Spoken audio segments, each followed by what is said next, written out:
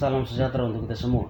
Kembali lagi dengan saya, Adeolatus Perkanis, mahasiswa semester 7, program studi Sosiologi, Fakultas Ilmu Sosial dan Ilmu Politik, Universitas Nusa Cendana. Kali ini kita akan membahas lanjutan tugas yang ke-16 dari mata kuliah Sosiologi Terapan.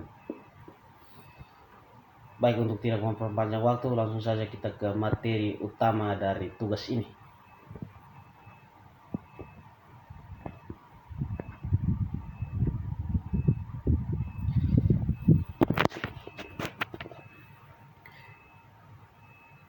Pembagian ruang maya kesetaraan, agensi dan kebijakan di masyarakat informasi.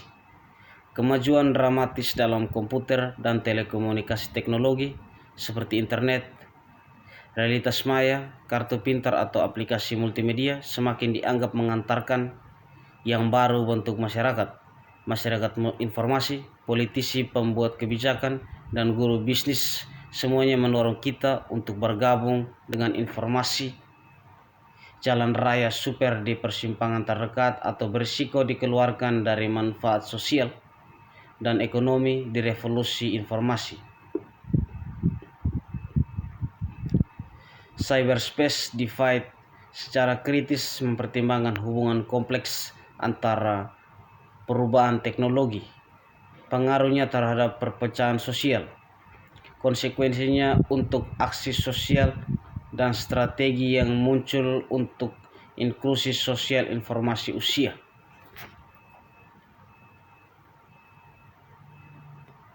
Buku ini menganalisis masalah keagenan, kesetaraan, dan kebijakan publik sebagai mereka dipengaruhi oleh jaringan, komunikasi, dan informasi global teknologi.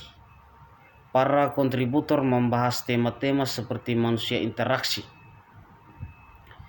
perilaku etis, hubungan kekuasaan, dan pembagian gender, serta meningkatnya perbedaan antara informasi yang kaya dan informasi buruk. Juga kontras dengan formulasi kebijakan oleh negara-negara bagian dan wilayah perdagangan seperti UE dan Asia. Pembagian ruang maya akan menjadi bacaan yang sangat berharga bagi mereka yang mempelajari kebijakan sosial, sosiologi politik, komputasi, dan studi komunikasi.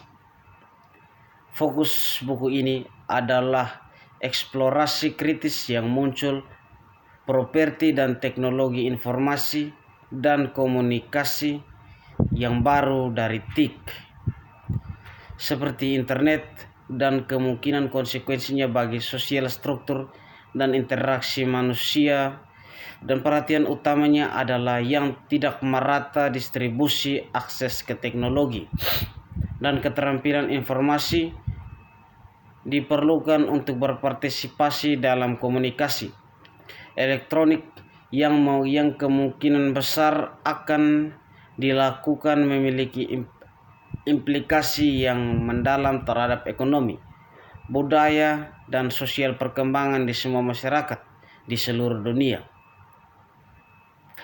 Topik ini membentuk dasar seminar yang diselenggarakan oleh Riset Informatika Komunitas dan Unit Aplikasi atau SIRA yang berbasis di University of Teesside. Dari yang sebagian besar bab dalam buku ini berasal, mungkin memang begitu tidak mengherankan bahwa masalah pengecualian dari era informasi seharusnya temukan resonansi tertentu di area yang kaya akan tradisi dan budaya masyarakat industri dan semakin tunduk pada proses industrialisasi.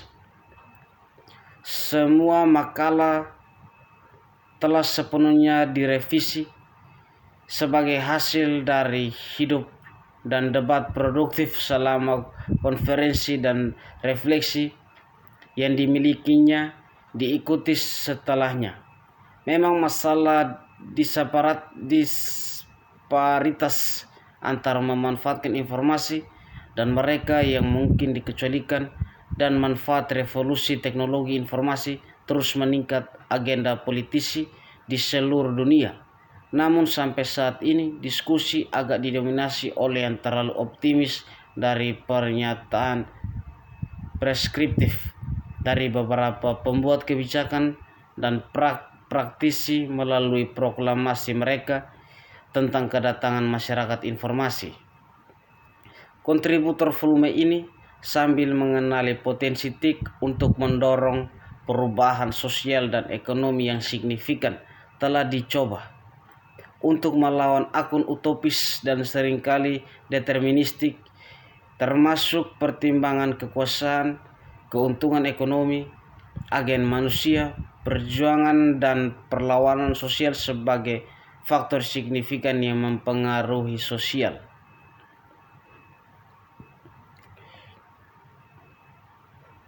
Di dalam buku ini dibagi menjadi tiga bagian. Bagian pertama terdiri dari bab yang menantang banyak anggapan yang dimungkinkan oleh dunia maya lembaga yang lebih besar, mendorong lebih banyak kesetaraan dan memastikan lebih banyak otonomi untuk individu. Yang kedua terdiri dari kontribusi masing-masing analisis dampak didasarkan pada sosial dan ekonomi konteks. Bagian ketiga terakhir terdiri dari kontribusi yang lebih fokus langsung pada kebijakan teknologi. Bagian pertama dibuka dengan serangan Trevor Haywood atas optimis dari masyarakat informasi yang menyarankan bahwa manfaat TIK akan menetes dari informasi yang diuntungkan ke dirugikan banyak dengan cara teknologi sebelumnya seperti mobil, TV, peralatan listrik, dan rumah tangga. Pasar bebas seperti itu. Perspektif melihat akses ke jaringan yang terhubung dengan komputer sebagai cara menyebarkan informasi dan pengetahuan ke lebih banyak warga dan dengan demikian berbagi pengaruh politik dan ekonomi secara lebih luas. Haywood bagaimanapun berpendapat bahwa akses ke jaringan ini akan lebih mudah diletakkan di atas pola lama geografis dan ekonomi yang sama ketidaksamaan. Dia melanjutkan untuk mengeksplorasi pandangan bahwa jaringan sebagai pasar ide-ide akan berpindah dari metafora ke kenyataan, di mana pola-pola mapan kerugian konsumen dan kerugian majemuk dari rendah kelompok pendapatan akan direplikasi dalam bentuk digital. Kelompok seperti itu bisa menjadi korban dari yang kuat koktail yang berkembang teknologi egois untuk ekonomi stabil, kecenderungan untuk jalan tengah yang mengadopsi sikap politik yang lebih reaksioner, dan terus tidak terlihatnya sumber informasi publik dalam informasi rantai pengetahuan. Meskipun teknologi memang menetes ke bawah, khususnya mereka yang mampu menyerbukti bentuk-bentuk baru dalam mengakses hiburan. Sedikit Haywood mengklaim telah merevolusi cara kerja mayoritas warganya, mampu memahami dan kemudian mempengaruhi ragam politik, pilihan sosial atau budaya yang tersedia bagi mereka. Hubungan antara kemampuan orang untuk berkomunikasi dan memperoleh informasi dan kesejahteraan materi mereka dieksplorasi di Mike Analysis Holderness yang sangat baik tentang distribusi informasi dunia pengguna teknologi, bentuk perdagangan, ekonomi, dan pembangunan masa depan di seluruh dunia ditetapkan dengan pertimbangan tingkat internet akses di berbagai wilayah. contohnya di Afrika khususnya, menyediakan kebaikan ilustrasi penyebaran konektivitas yang tidak merata di negara berkembang dan di dunia yang kurang berkembang.